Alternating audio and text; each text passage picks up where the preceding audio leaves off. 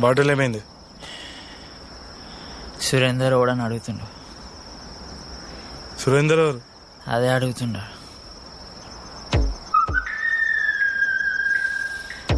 సుఖవిందర్ వాళ్ళ అయ్యా అని చెప్పు పో.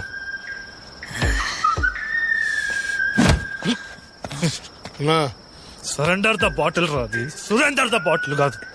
టైం వేస్ట్ అన్నా, వదిలే. సారీ అన్నా.